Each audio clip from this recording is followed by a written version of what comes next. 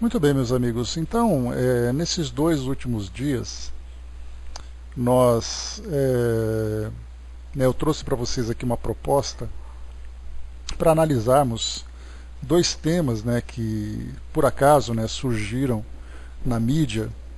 Um falando sobre sonhos, inclusive eu trouxe para vocês ontem aquela série de 4 reportagens falando sobre o labirinto dos sonhos. Nós ouvimos aqui 26 minutos de áudio falando sobre as experiências das pessoas comuns nas cidades, entre os índios, pessoas adultas, crianças.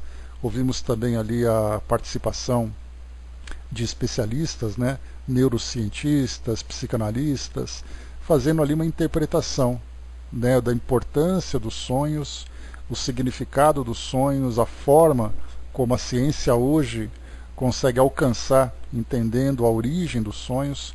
E o que nós vimos, e assim como também, que até então eu tinha visto aquela reportagem, eu cheguei até a comentar com vocês no início da semana retrasada, ou da semana passada, que seria interessante porque nós veríamos então a ciência falando sobre os sonhos, mas sem considerar a realidade do espírito, simplesmente falando dos sonhos como uma produção da mente, e a mente diretamente vinculada ao cérebro, ou seja, como eu falei para vocês ontem, o indivíduo, a sua personalidade, os seus sonhos, os seus desejos, as suas emoções, tudo isso como simplesmente o resultado de um trabalho bioquímico do cérebro. A partir do momento em que o cérebro deixa de funcionar, essa personalidade simplesmente desaparece. É assim que a ciência hoje interpreta. A doutrina espírita trazendo para nós, no seu aspecto científico e filosófico, o entendimento sobre esse elemento extracorpóreo que é o espírito. Nós vemos então que toda a fonte de sentimentos, emoções, de ideias, tudo isso parte do espírito, que é o princípio inteligente do universo. E o corpo físico acaba sendo apenas uma máquina que o espírito utiliza para interagir com o mundo material. Então até aí não tinha me incomodado em nada ver aquela reportagem, mas aí então acabei tendo contato com uma outra matéria que foi publicada pela BBC Brasil, uma matéria muito interessante falando sobre paralisia do sono.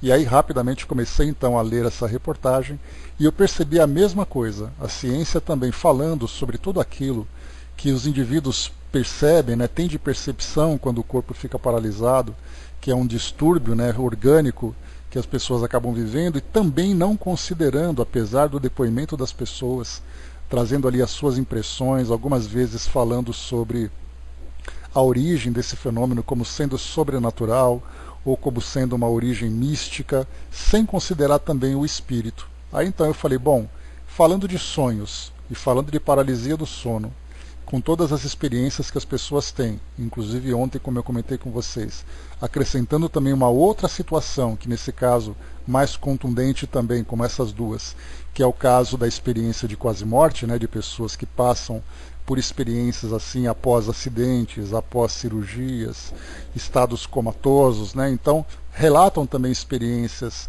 que viveram fora do corpo físico, e a ciência acaba atribuindo também apenas como uma fantasia, como uma ilusão, muitas vezes até como um delírio da mente diante de situações em que o corpo físico tem reações adversas. Então, sonhos, paralisia do sono e experiência de quase-morte, vista apenas da perspectiva da ciência material, acaba então ignorando a presença do espírito. E o espírito vivenciando essas experiências fora do corpo físico sem ser considerada. E como nós estudamos a doutrina espírita e sabemos dessa realidade do espírito, e mais do que isso ainda, porque como eu falei para vocês desses 3 temas, sonhos, paralisia do sono, experiência de quase-morte e a mais contundente de todas as experiências, que é a própria morte, onde o espírito sobrevive à morte do corpo físico e a nossa ciência entende simplesmente que a personalidade deixa de existir, e aí fica a critério de cada um, de acordo com suas crenças, de acordo com a sua fé, interpretar a vida após a morte. a doutrina espírita traz todas as respostas para nós, embora sejam respostas ainda nos seus degraus iniciais, pelo fato de nós termos ainda muito a desenvolver, muito a aprofundar, apesar da quantidade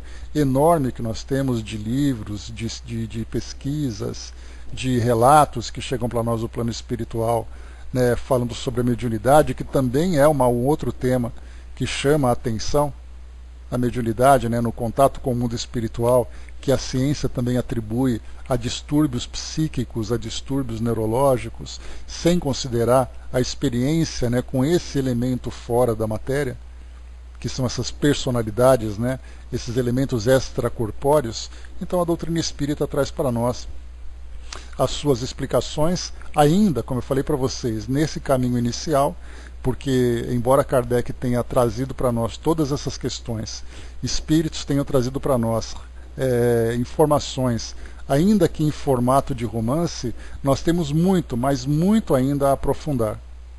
E é uma pena, né? Nós lamentamos muito que a ciência não tenha se dedicado ainda ao estudo desse campo que a doutrina espírita procura abordar, porque nós temos, dentro da metodologia científica, é necessário termos a ciência do nosso lado, mas a ciência institucional, usando ali os seus laboratórios, usando ali os seus métodos de pesquisa, utilizando os investimentos para fazer essa pesquisa. No caso, por exemplo, né, dos seus equipamentos, dos seus experimentos, como por exemplo a gente viu, né, alguns casos em que médiums são submetidos a experiências de exames e de imagem num equipamento, por exemplo, de ressonância magnética, para saber o funcionamento do cérebro durante o transe mediúnico. Então, infelizmente, a ciência não tem dado esse apoio, mas a partir do momento em que houver essa aproximação entre ciência material e mais o conhecimento doutrinário, e fizermos então esse casamento, nós teremos ali uma abertura para o campo de pesquisa e, consequentemente, as respostas virão para nós de um modo também bastante profundo, que será capaz, inclusive, de até revolucionar o nosso mundo. Então nós temos hoje, né, cientistas que trabalham individualmente dentro da doutrina espírita, procurando fazer esses estudos. E aqueles que são estudiosos, mas embora estudiosos, não necessariamente com uma habilitação acadêmica no campo da pesquisa. Então, quer dizer, nós aqui, por exemplo, nós fazemos os nossos estudos, mas fazemos os nossos estudos, embora com boa vontade e com dedicação, nós fazemos um estudo numa categoria de leigos, porque nos falta realmente todas essas condições, nos faltam todas os requisitos para que nós façamos uma pesquisa mais aprofundada.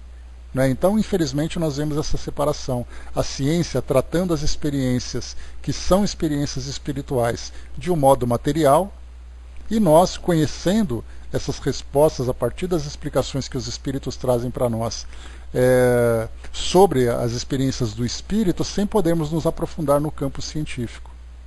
Então, de todos esses temas que nós vimos, com exceção da morte, que não trata da emancipação, porque a morte nada mais é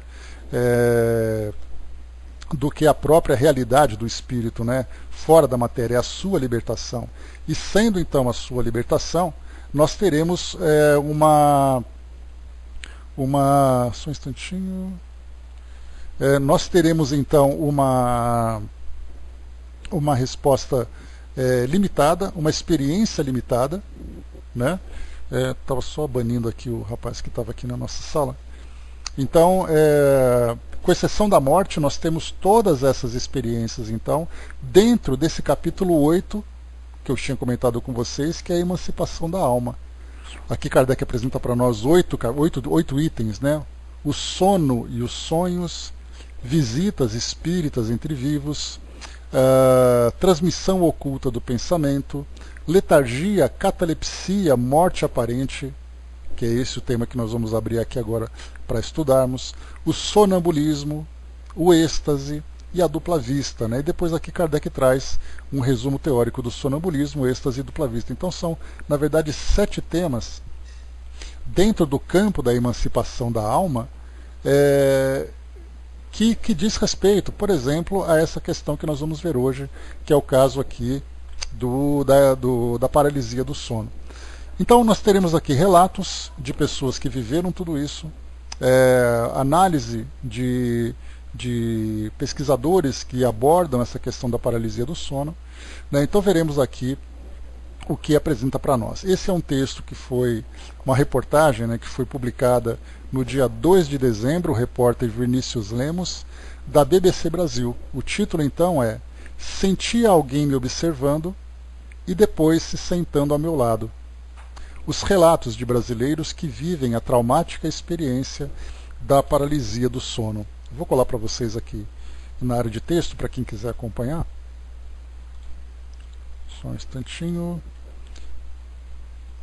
Pronto, está aqui, ó. Quem quiser, é só clicar que vai dar tudo certo para vocês acompanharem. Deixa eu pegar aqui rapidamente. Lembrando, né, que depois eu vou publicar essa reportagem aqui lá no nosso grupo no Facebook, para vocês ali guardarem nos seus arquivos, porque assim como também ontem, eu já deixei o link das reportagens sobre os sonos, sobre o sonho, né? Então, só vocês guardarem aí, que isso aí pode ser útil no estudo de vocês aí futuros, né? Então aqui começando. Eu tive essa sensação pela primeira vez aos 9 anos. Acabei dormindo enquanto estava assistindo televisão no quarto. Em meio ao sono, abri meus olhos e vi vários vultos vindo em minha direção. Eu tentava gritar, mas ninguém me ouvia. Eu tentava me mexer e não conseguia. Isso durou alguns minutos. Relata a fotógrafa Bianca Machado, de 23 anos. A partir da primeira experiência, ela passou a viver constantes momentos em que teve o sono interrompido pela assustadora sensação de acordar, não conseguir se mexer e avistar vultos. Sensação semelhante à vivida com frequência por Bianca é descrita por várias outras pessoas. Comecei a passar por isso ainda na infância. Eu sentia alguém me observando e depois se sentando ao meu lado em meu colchão. Não conseguia me mexer, ficava totalmente imóvel e sempre pensava que eu fosse morrer. Relata o músico e técnico em eletrônica Jairo Estevam, de 60 anos. Tenho isso há 25 anos. A primeira vez aconteceu quando eu estava dormindo no banco de trás do carro, durante uma viagem. Quando abri os olhos, ouvia tudo que minha família conversava, mas não conseguia me mexer, apesar de tentar muito. Depois de um tempo, finalmente acordei. Após esse dia, passei a ter aquela sensação estranha com frequência. 2 anos depois, comecei a ver coisas horrendas, como monstros. Narra a Relações Públicas Priscila Matos, de 35 anos. Bom dia, mami. Bianca, Jairo e Priscila têm paralisia do sono, condição na qual o indivíduo desperta, mas é incapaz de realizar qualquer movimento corporal voluntário, pois os músculos não respondem. É como se você estivesse em parte acordado, mas seu corpo ainda estivesse dormindo. A paralisia pode envolver situações como o aparecimento de vultos ou criaturas assustadoras. A paralisia do sono causa a incapacidade de falar ou mover os membros, tronco e cabeça, mesmo com a sensação de consciência preservada sobre o que está acontecendo, explica o psiquiatra Alexandre Azevedo, membro do Programa de Transtornos do Sono do Instituto de Psiquiatria do Hospital das Clínicas da Universidade de São Paulo. A paralisia acontece quando o indivíduo desperta do estado mais profundo do sono, denominado REM, que é o Rapid Eye Movement, em português, movimento rápido dos olhos. Ele pode durar segundos ou alguns minutos. Quando despertamos, existe uma ativação sincrônica entre o cérebro e a medula responsável pelo movimento corporal. Mas quando há a paralisia do sono, há um desbalanço, no qual o cérebro acorda, mas o comando de despertar é bloqueado para a medula. Não acontece a sincronia e há apenas a ativação cerebral, não a medular. Por isso a pessoa não consegue se mexer, diz o neurologista Alain Ekeli, especialista em medicina do sono e professor da USP de Ribeirão Preto. De acordo com a Academia Americana de Medicina do Sono, há estudos que apontam que entre 15% a 40% de determinada população podem vivenciar alguma situação de paralisia do sono ao longo da vida. As estimativas, segundo especialistas, variam conforme a população estudada, em razão de itens como os fatores culturais e étnicos. Então vimos aqui, até nesse ponto da reportagem, os relatos iniciais, relatos ali breves, apenas ali poucos comentários, e depois aqui o comentário também de dois especialistas, que trabalham com essa questão da medicina do sono, os dois da Universidade de São Paulo, aqui o Hospital das Clínicas em São Paulo e o outro em Ribeirão Preto, aqui no interior de São Paulo. Então, os dois abordando apenas essa questão, um falando sobre a dessincronia entre cérebro e medula, portanto, ao despertamento do cérebro, e depois, então, o corpo físico não desperta, entre aspas, não desperta ao mesmo tempo. Continuando aqui a reportagem. A paralisia do sono. Há diversos relatos sobre paralisia do sono ao longo da história, em diferentes populações. Esse fenômeno biológico está relatado na história em diferentes momentos, desde a antiguidade. Em todo o mundo já houve relatos de paralisia do sono, relata Ekeli. Há inúmeros fatores que podem fazer com que a pessoa tenha paralisia do sono. Para muitos especialistas, trata-se de uma característica genética. Estudos também apontam que ela pode ser influenciada por situações como constante estresse, privação do sono, quando o indivíduo dorme menos de 7 horas por dia, consumo de bebidas alcoólicas em excesso e utilização de medicamentos para induzir o sono, sem orientação médica. Então, aqui nesse parágrafo inicial, nós já vimos aqui sistemas. Lembra que Kardec, quando nós estudamos lá no início do Livro dos Médiuns, Kardec explicou ali vários sistemas, ou seja, vários conjuntos de explicações para poder trazer ali, justificar a mediunidade. Então alguns falam sobre charlatanismo, outros falam sobre distúrbios psíquicos, para tentar explicar, o indivíduo que, por exemplo, supostamente fala com os mortos. Ele vai dizer então que isso é um distúrbio psíquico, que ele está ouvindo vozes. O outro então viu ali um vulto, o outro vai dizer que foi alguém que produziu ali uma situação artificial para provocar aquilo. Então são vários os sistemas que vão sendo criados para trazer essas explicações. Aqui nesse parágrafo nós temos dois sistemas. O primeiro, como foi colocado, para muitos especialistas, trata-se de uma característica genética. Então o indivíduo, tendo essa questão genética, ele pode sofrer o distúrbio do sono. O segundo sistema, outros estudos também apontam que pode ser influenciada por situações de estresse, privação de sono, consumo de bebidas em excesso e utilização de medicamentos para induzir o sono. Então a gente pergunta qual dos dois é o correto. Exatamente porque, assim como o sonho, também são justificados pela nossa ciência com alguns sistemas que são criados, cada grupo de especialistas tem uma justificativa para poder falar qual é a origem do sonho, por que pessoas têm sonhos dessa ou daquela natureza. Isso que vocês verão, ouviram ou verão no vídeo que nós vimos ontem. Então são tentativas, porque são fenômenos que, como a mente, o nosso cérebro, embora ele seja um órgão bastante grande, ele é muito difícil de ser compreendido. Porque o coração, por exemplo, você é capaz de identificar onde se encontra ali o ponto onde são emitidos aquelas cargas elétricas para fazer ele funcionar.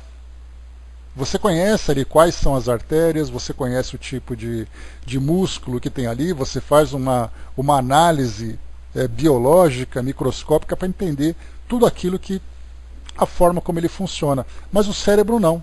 Você tem aquela massa cinzenta, você encontra algumas glândulas. Então a ciência vai se aprofundando, tentando mapear o cérebro, mas a forma como a mente trabalha utilizando o cérebro ainda se torna um grande mistério. Qual é a fonte da inteligência? Qual cérebro é mais inteligente do que o outro? Como é que você pode pegar dois cérebros de duas pessoas anônimas? Como é que você vai analisar para saber qual é mais inteligente do que o outro? Qual que era mais feliz do que o outro? Então nós percebemos que essa parte que diz respeito à mente não justifica a anatomia cerebral.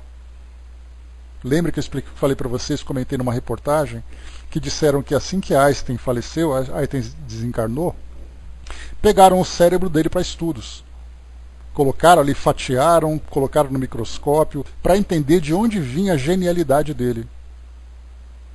Se nós pegarmos um cérebro de um cientista, que trabalha essencialmente com a lógica, e pegarmos um artista que trabalha essencialmente com a criatividade, se você pegar dois cérebros e colocar numa bancada e pedir para os cientistas analisarem qual cérebro é do artista e qual é do cientista, não será possível fazer essa identificação. Então o cérebro acaba sendo um grande mistério. Então a nossa ciência procura, dentro dessa visão material, trazer respostas para algo que muitas vezes é vivido pelo espírito. Então é aquela coisa que fica limitada, porque você não consegue alcançar. É como se você vivesse, fazendo aqui uma comparação simples, num continente e você não conhecesse nada que fosse além daquele continente, como acontecia no passado, onde nós tínhamos ali, né, os povos que viviam fechados num determinado continente, numa ilha, e eles não conhecessem nada além daquilo. Então toda a explicação que eles davam era em torno do espaço que eles conheciam. Então ele dizia aqui, como acontecia na Terra no passado, né? Nós somos o centro do universo, nós somos o único planeta que tem população, que tem uma civilização, que tem vida inteligente. Mas será que o universo não tem nada além do nosso planeta? Enquanto nós não sabemos, não temos essa certeza, não temos essa comprovação, nós nos consideramos a única sociedade inteligente do universo. Do universo em todo, com toda a sua extensão, com a sua quantidade absurda de matéria, de astros e tudo mais. Para a ciência hoje é a mesma coisa.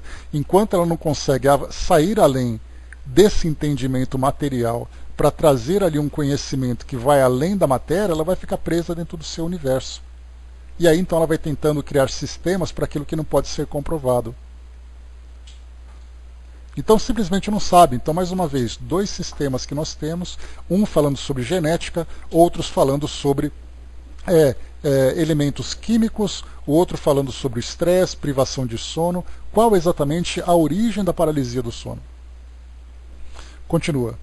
A paralisia do sono também pode estar relacionada a doenças psiquiátricas, como transtorno de ansiedade, depressão e síndrome do pânico. Olha o terceiro sistema aí. Então já temos 3 sistemas para explicar a paralisia do sono. Simplesmente porque não sabe. Nós não, então pensa assim, né? Nós não sabemos qual é a causa disso. Mas o que você acha que é? Ah, eu acho que é isso. Ah, bom, eu já acho que é isso. Então a gente fica naquela coisa, presos dentro daquela caixa, sem conseguir ir além da caixa.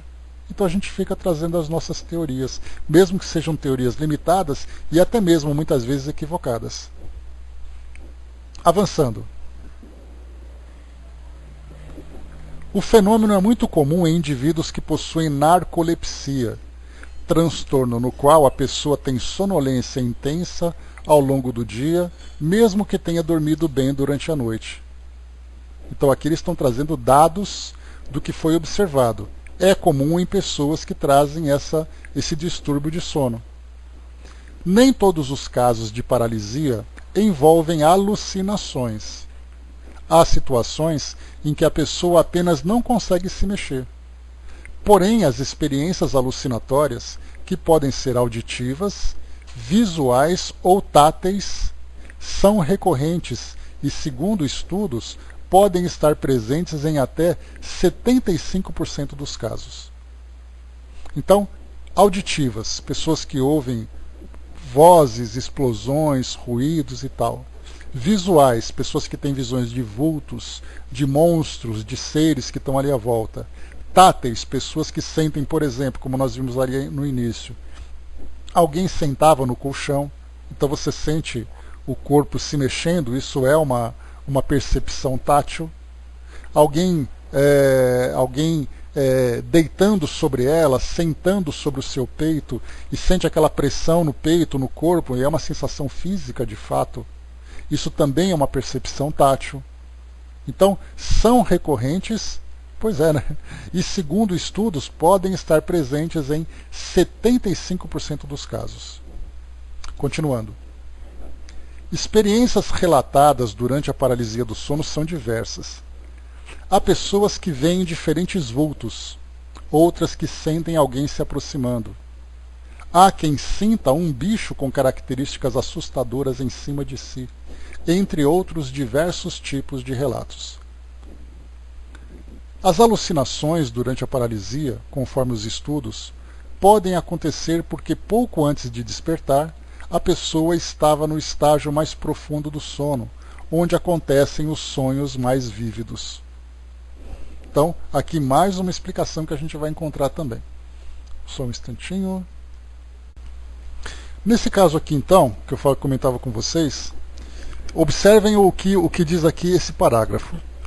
As alucinações durante a paralisia, conforme os estudos, podem acontecer, já mostra que é uma tentativa de explicar, porque pouco antes de despertar, a pessoa estava no estágio mais profundo do sono, onde acontecem os sonhos mais vívidos. Aqui depois uma outra seção da reportagem. No limiar do sonho. Bianca Machado comenta que entre as experiências mais assustadoras que já vivenciou durante a paralisia do sono, está a vez em que ela teve a sensação de que seria morta. Um homem falou comigo e muitos vultos começaram a aparecer. Eles queriam me pegar, me matar, e eu fiquei desesperada para acordar. Quando consegui me mover, estava com uma crise de ansiedade muito forte e com uma tristeza imensa, relata. Ela conta que há 2 anos passou a ter a sensação de sair do próprio corpo durante a paralisia do sono. Parece que a minha alma está flutuando. É horrível, descreve. A sensação de sair do próprio corpo pode acontecer durante a paralisia do sono. Isso faz parte da atividade alucinatória, comenta o psiquiatra Alexandre Azevedo. Em muitos dos relatos, as pessoas descrevem que tiveram sensação de mal-estar físico durante o episódio. Senti o homem se deitando sobre mim. Ele era muito pesado e eu me sentia afundando no colchão, sem conseguir me mover. Quando consegui me mexer, notei que não havia ninguém no quarto, relata Priscila Matos ao comentar sobre uma das paralisias mais traumatizantes que vivenciou. Especialistas afirmam que as sensações físicas durante a paralisia do sono acontecem porque o indivíduo não tem domínio do próprio corpo quando vivencia o fenômeno biológico. Por exemplo, a pessoa pode ter a percepção de falta de ar, porque no momento ela não tem controle voluntário da respiração, mas continua respirando de forma natural. Como não consegue fazer a respiração de modo voluntário, pode ter a percepção de falta de ar, mas ela não vai morrer durante a paralisia, comenta Kelly, que ressalta que a paralisia não causa riscos de morte. Alucinações. Não há pessoas que associam as alucinações da paralisia do sono a questões sobrenaturais. O compositor Rodrigo de Freitas, de 34 anos, relata que teve a primeira experiência aos 8 anos. Desde então, conta que se tornou frequente. Para ele, os elementos que aparecem durante a paralisia podem ser algo de outra dimensão e que precisam ser muito bem analisados. As pessoas precisam ir mais fundo em suas experiências com a paralisia do sono, para perceber os sinais e a oscilação de energia no ambiente, afirma. Acredito que não é algo da nossa dimensão, porém não saberia explicar mais detalhadamente.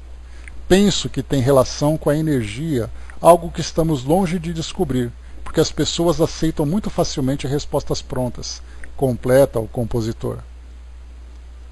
Assim como Rodrigo, outras diversas pessoas relacionam a paralisia a algo que possa ter origem sobrenatural. Em razão disso, há casos de pessoas que chegam a recorrer a igrejas ou outras representações religiosas para tentar compreender o assunto e até tentar evitar novas paralisias. Lembrando aqui que nessa outras representações religiosas se encaixa também aí o espiritismo, né? Porque muitas pessoas tentando entender essas experiências chamadas de sobrenaturais, ou seja, envolvendo a presença de espíritos, a interação com espíritos, recorrem também ao espiritismo por causa, né, do seu objeto de estudo, que é o próprio espírito e as suas experiências, assim como os fenômenos que nós aqui vivenciamos, né? Então, por isso, muitas pessoas recorrem ao espiritismo, como de fato acontecem. Nós temos ali, muitas vezes, solicitações de atendimento, né, nos nossos trabalhos do serviço de perguntas e respostas, ou de atendimento fraterno, de pessoas que nos escrevem perguntando, né, o que pode ser isso que ela vivenciou num sonho, encontrando alguém já desencarnado, ou tendo ali aquela sensação de uma premonição, como também acontece em experiências de quase morte, alguém que passou por uma cirurgia dizendo que enquanto estava anestesiado viu tudo acontecendo à volta dela, se aquilo era real ou era uma alucinação, ou no caso de paralisia de sono, alguém que viveu, por exemplo, essas sensações de ter alguém deitado sobre ela, ou alguém ameaçando, fazendo alguma coisa, provocando um efeito ali que geralmente é um efeito negativo, se isso tem alguma coisa a ver com uma experiência espiritual. Então por isso que ele coloca, né, essa ideia do sobrenatural e as igrejas e outras de representações religiosas que podem trazer alguma explicação para essas pessoas, né? Então uma dessas buscas que nós temos. E continua. Eles afirmam que as figuras descritas por aqueles que têm paralisia do sono são semelhantes, entre elas um animal escuro, às vezes peludo e de olhos vermelhos, que surge sobre o peito das pessoas. Há também constantes relatos de um homem com uma cartola preta. Não há uma definição, vou repetir ao início desse parágrafo, não há uma definição para a origem das alucinações que podem surgir durante a paralisia do sono. Especialistas acreditam que possa se tratar de imagens de temor criadas com base no contexto cultural do indivíduo. Pensando um pouco em psicanálise, no momento entre o sono e o despertar, podem surgir informações do nosso inconsciente para a nossa consciência, e talvez a sensação de sufocamento, medo e imobilidade precipitem nosso consciente a expressar imagens que simbolizem essas sensações e sentimentos, comenta E. Kelly.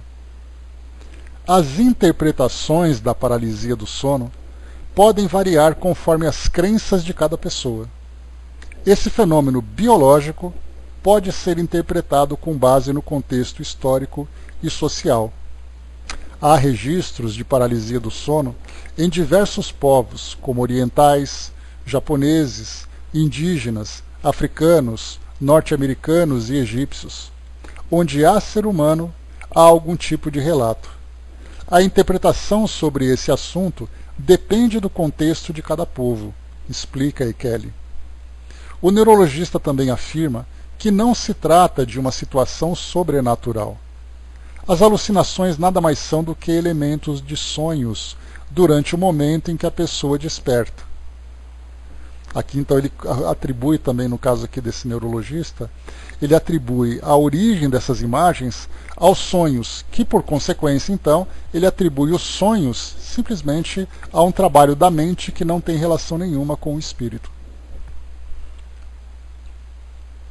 O designer Sérgio Vitor Stelletti, de 29 anos, chegou a cogitar que a paralisia do sono pudesse ser uma situação mística. Mas comecei a ver inconsistências nessas explicações sobrenaturais. Então comecei a ver pelo lado científico, pois sou ateu e bem cético. Hoje percebo que não são necessárias explicações extraordinárias para compreender, diz Stelletti, ou Stelletti, né? Que teve a primeira experiência com o fenômeno biológico aos 14 anos, enquanto cochilava após o almoço. Hoje consigo entender que a minha paralisia do sono acontece quando durmo pouco. Então já me preparo psicologicamente. Quando sei que vai acontecer e explico para minha companheira que aquela noite será complicada para eu dormir, relata o designer. Aqui fazendo um paralelo, nós chegamos a estudar exatamente quando nós falávamos aqui aqui no Livro dos Espíritos, deixa eu pegar aqui de novo, quando nós temos aqui, né, visitas espíritas entre vivos, transmissão oculta do pensamento, letargia, catalepsia e morte aparente. Nós chegamos a estudar, na época, falando também sobre emancipação. Então pessoas que têm ali aqueles desdobramentos, né, porque na doutrina nós temos tanto desdobramento como emancipação da alma. E nós temos ali em outras escolas, como é o caso, por exemplo, da projeciologia, falando sobre a viagem astral. Então, são muitos os relatos de pessoas que afirmam que no momento de descanso, de relaxamento, elas se veem, por exemplo, no alto do quarto, no alto da sala, no local do ambiente onde ela se encontra, se vendo de cima. Embora ela esteja ali, mas às vezes num estado até mesmo ali meio de um relaxamento, mas sem necessariamente perder a consciência, se adormecendo, né? Então ela tem aquela emancipação e ela faz relatos. Outras vezes pessoas que relatam que viram alguma coisa acontecendo próximo, embora ela estivesse deitada. E essa situação realmente aconteceu. Então é o caso de experiência de quase morte, que nós comentamos outras vezes também, em que as pessoas dizem estarem flutuando sobre o corpo. Outros falaram que tiveram contato com outras pessoas, outros disseram que ouviram o que os médicos conversavam na sala, outros relatam que visitaram outras salas cirúrgicas, outros quartos, ou caminharam pelos corredores dos hospitais. Então, para a ciência, isso não passa de alucinação. Mas para quem vivenciou, o relato era muito real e às vezes ele traz experiências que não podem ser explicadas como uma alucinação, porque de fato eles viram alguma coisa que aconteceu. Mas aí a explicação fica, né? A pergunta fica, né? Mas peraí, se isso é uma alucinação, como é que eu vi aquilo acontecendo? E a resposta é, não sei. Simplesmente porque toda a ideia que se tem, toda a resposta que vem da nossa ciência, diz respeito apenas à mente. Né? Não, na verdade, o embaixador, esses relatos, para quem vivencia essas experiências, elas são realmente verdadeiras. Né? Agora, o difícil é para aquele que não tem essa percepção, ou não tem esse entendimento das experiências possíveis vivenciadas pelos espíritos, ou por nós que somos espíritos, comparado com uma visão materialista. Então você é apenas matéria, mas você vive experiências que vão além da matéria. Como é que você vai fazer essa relação entre uma coisa e outra? Então aqui, né, voltando aqui então para o que a gente estava vendo nesse trecho, falava para nós aqui, né, o trecho que eu li para você. Isso, quando ele colocava aqui, né? Foi isso que me chamou a atenção. Que o Stellet, né, que comentou aqui em cima, que ele percebe que não são necessárias explicações extraordinárias para compreender. Que teve a primeira experiência aos 14 anos enquanto cochilava. Foi esse cochilava que me chamou a atenção. Porque muitas experiências de emancipação da alma acontecem exatamente nesse momento de relaxamento. Aí então as pessoas dão aquela relaxada, o espírito então pode acontecer quando a pessoa tem essa facilidade, essa predisposição, lembrando que Kardec comenta, né, que a faculdade mediúnica ela é uma predisposição orgânica. Então o nosso corpo tem essa predisposição para esse determinado tipo de fenômeno. É o caso quando nós estudamos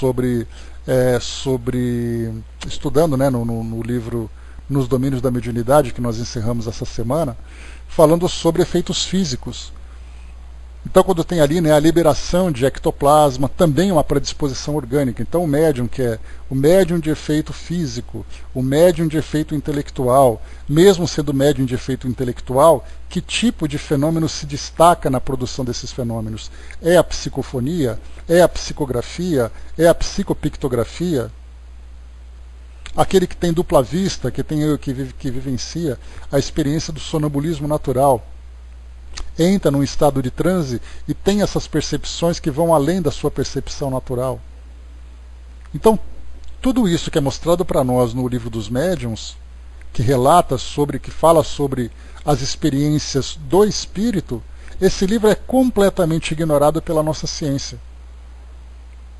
E tudo isso que é visto e é comprovado, porque as pessoas relatam isso e muitas vezes mostram de uma forma contundente, tá? Manda ver. Sempre bem-vinda. Então, tudo isso que nós vemos, fazendo uma comparação entre aquilo que o indivíduo vivencia e a explicação que a ciência pode dar, existe ali um abismo nesse momento ainda nesse momento atual que nós vivemos hoje. Falta ainda, né, uma ponte para ligar aquilo que a doutrina espírita pode oferecer de contribuição nas observações desses fenômenos e aquilo que a ciência pode explorar, trazendo para nós uma explicação. Bom dia, Mahal. Então aqui, diz para nós ainda. A busca por ajuda. Outro item que nós estamos vendo aqui agora. A paralisia do sono pode trazer diversas dificuldades. Entre elas, medo de dormir e ansiedade frequente. Essas dificuldades causam instabilidade de humor e prejuízos de atenção e concentração, relata o psiquiatra Alexandre Azevedo. Entre os que possuem paralisia, há aqueles que optam por esconder, por medo de serem considerados anormais. Outros, principalmente aqueles que vivenciam o fenômeno com frequência, preferem buscar ajuda especializada. Entretanto, não existe um tratamento específico e não há como prever a persistência de episódios ao longo da vida. Os casos de paralisia do sono podem ser considerados isolados, quando o indivíduo não possui nenhuma mazela que possa justificar as dificuldades durante o sono. Quando o fenômeno está relacionado a uma doença psiquiátrica, o tratamento psicológico e com remédios pode auxiliar na redução da paralisia do sono. Especialistas também passam algumas orientações que podem ser implementadas na rotina. Entre as medidas estão dormir ao menos 7 horas por dia, manter o ritmo regular de horário para dormir e acordar diariamente, evitar cochilos durante o dia, manter o controle de uso de substâncias como cafeína e bebidas alcoólicas e não utilizar medicamentos para indução de sono sem orientação médica. Uma das principais orientações para sair da paralisia e retomar os movimentos do corpo é manter o foco mental sobre o despertar durante o episódio e mexer os olhos rapidamente com força. Outra medida para acelerar o fim do fenômeno é que alguém que esteja por perto encoste na pessoa que está passando pelo episódio, para que ela consiga despertar por completo. Mesmo com orientações sobre como evitar, mesmo com orientações sobre como evitar o fenômeno, nem todas as pessoas conseguem sair da paralisia com facilidade. Outros aprendem a controlar após diversos episódios durante anos. Eu tinha todas as noites, por quase 50 anos. Hoje, depois de tanto tempo, passei a ter controle total e só tenho a paralisia do sono, quando quero ter. Perder o medo dela é fundamental para que possamos compreendê-la. É importante mantermos a calma para que ela passe logo. Para mim, atualmente, é uma diversão, afirma o músico Jairo Estevam. No começo eu tinha muito medo de tudo isso. Então via vultos, ouvia sons diversos como gritos e estrondos. Era uma confusão entre praticamente todos os sentidos. Senti o peso no peito, como se houvesse algo em cima de mim.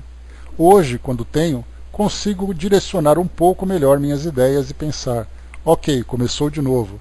Vamos mexer pelo menos um dedo e ver se saímos dessa, comenta o designer Sérgio Stellet.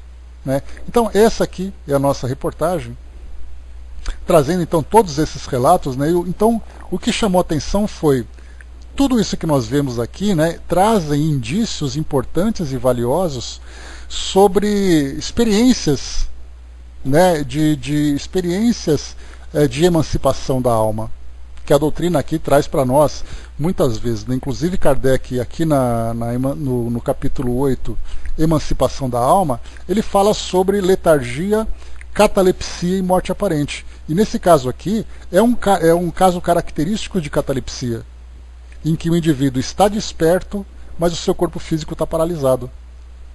Por exemplo, na questão 422, aqui do nosso Livro dos Espíritos.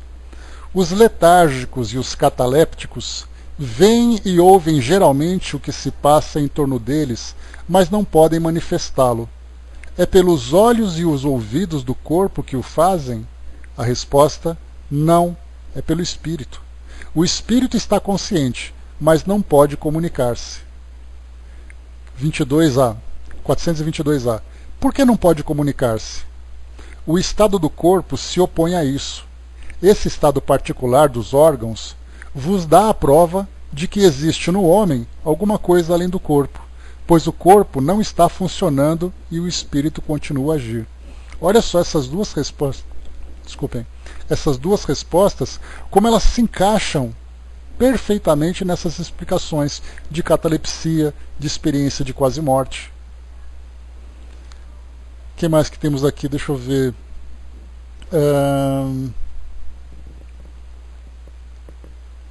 Aí ele fala da letargia, né, que é a experiência de quase morte aqui, né, que é ou melhor, o espírito aparentemente parece morto, né, aparentemente morto. Mas essas duas aqui então que nós temos, né, 422 e 422A, são as duas questões que trazem para nós, né, essa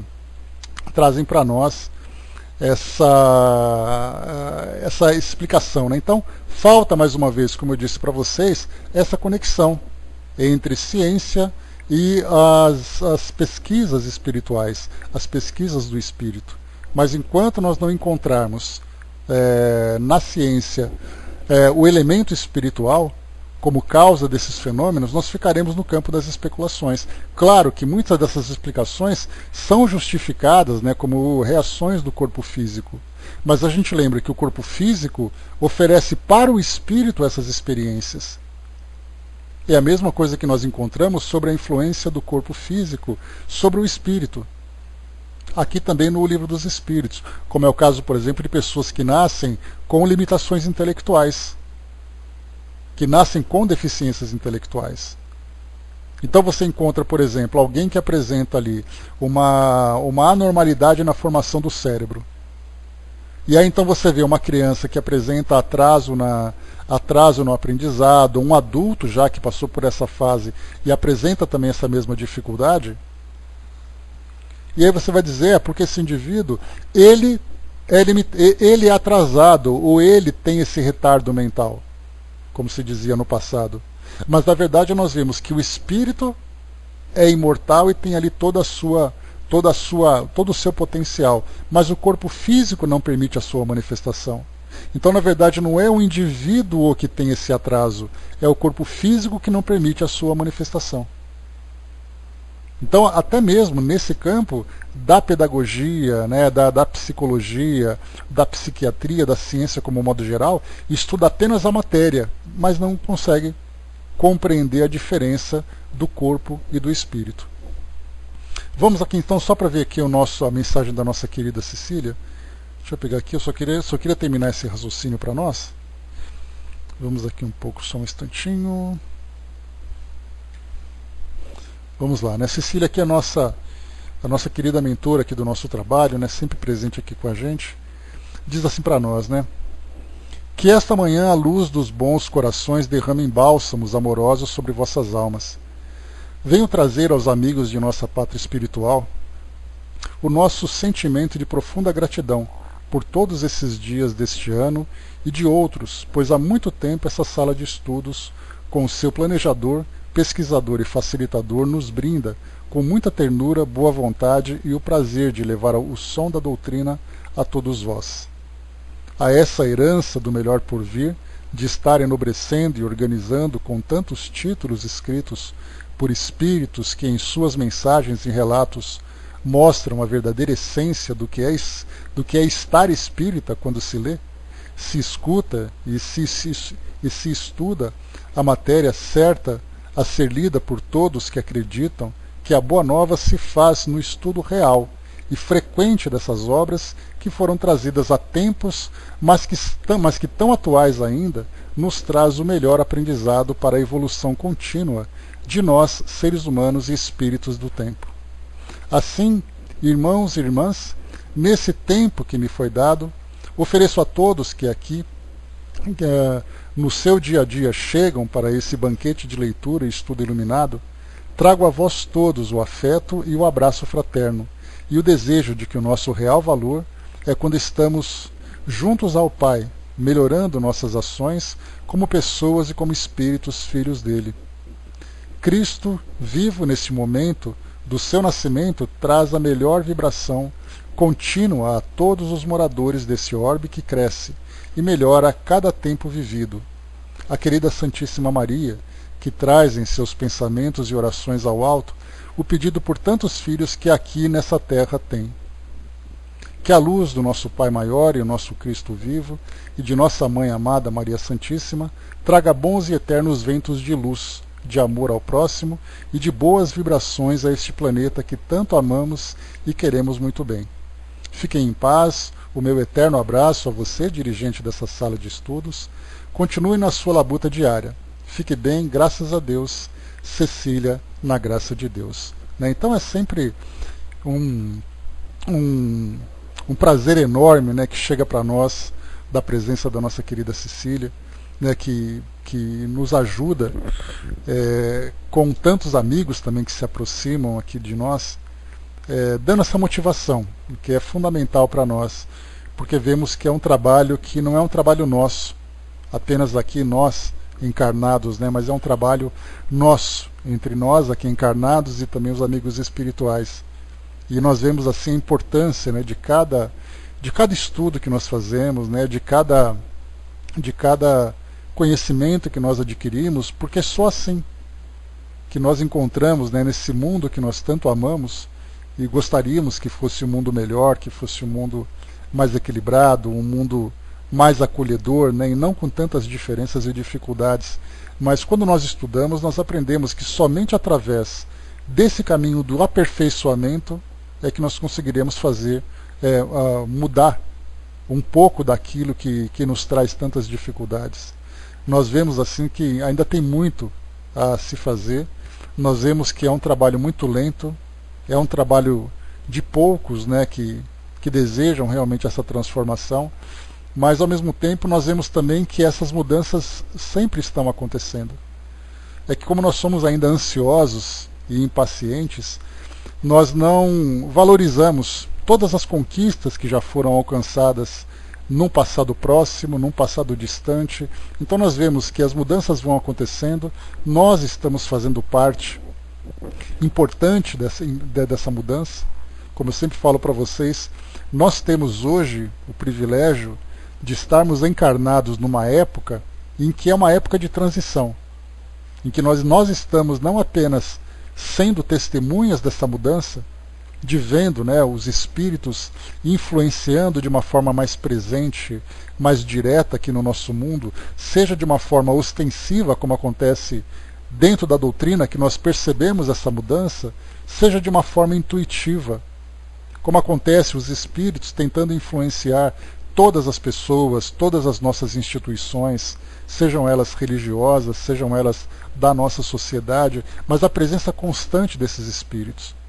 Então nós temos o privilégio de testemunhar essas mudanças. E mais do que isso, nós estamos tendo o privilégio de fazer parte dessa mudança, como sendo protagonistas, embora seja aquele trabalho de formiguinha, aquele trabalho daquele passarinho solitário, Mas esse pouco que nós fazemos significa muito quando nós começamos a perceber o conjunto de todo o trabalho que vem sendo feito entre plano espiritual e plano material. Então, quando a gente olha tudo isso acontecendo e percebe que nós fazemos parte disso tudo, isso faz com que a gente se sinta realmente privilegiado por estarmos aqui nesse momento e por estarmos estudando também tudo isso. Né? Sem dúvida, Marion, né? É uma responsabilidade que a gente tem, que a gente está realmente fazendo valer. Não é aquela responsabilidade que é colocada em nossas mãos e a gente negligencia isso. Pelo contrário, é uma responsabilidade que a gente abraça e está realmente fazendo valer a pena. Seja através dos estudos que a gente faz para o nosso aprimoramento pessoal, compartilhando essas experiências, seja na aplicação disso no nosso dia a dia, na nossa vida familiar, na nossa vida pessoal, na vida profissional, na vida social como um todo. Então nós podemos colocar a mão no coração e dizer assim com toda a convicção, nós estamos fazendo parte disso tudo. Dudu colocou, né? Estou muito emocionado, né? Essa pegou forte em mim, né? Engraçado que eu estou mais ostensivo aqui na sala do que no centro que frequento, né? Tenho observado isso em mim, né? É talvez a característica, né, do ambiente, né, Dudu? Lá no centro espírita você está trabalhando, né? Então você está muito mais focado na atividade e aqui você está muito mais concentrado, né, no nosso estudo, né? Então isso facilita essa conexão, né? Mas certamente a presença é a mesma, tanto aqui como lá, né? Então é isso que é a parte mais valiosa dessa relação com o mundo espiritual. Então, mais uma vez, né, a gente, para fechar aqui então o nosso trabalho, eu queria apresentar para vocês nesses 2 últimos dias, esses 2 artigos, essas 2 matérias, né, que falavam então sobre sonho, né, Alquimista, bom dia, que falava sobre sonhos e falava também sobre paralisia do sono, falar também sobre aquela experiência de quase morte que eu comentei com vocês, embora não tenha trazido nada especificamente sobre isso, mas é uma situação que faz parte desse quadro. Então eu queria trazer para vocês para a gente poder ver a relação que o Espiritismo tem, ou a relação que o conhecimento espírita tem, relacionado com o conhecimento que a nossa ciência tem. E isso mostra para nós, né, cria em nós, na verdade, essa expectativa para esperarmos o momento em que essa barreira vai ser derrubada e nós veremos então o mundo espiritual se revelando cientificamente e não apenas baseado na crença ou na fé individual de cada um. Então nós esperamos ansiosamente que esse dia chegue, que essa proximidade realmente aconteça e que nós vejamos as coisas de fato sendo estudadas, sendo pesquisadas.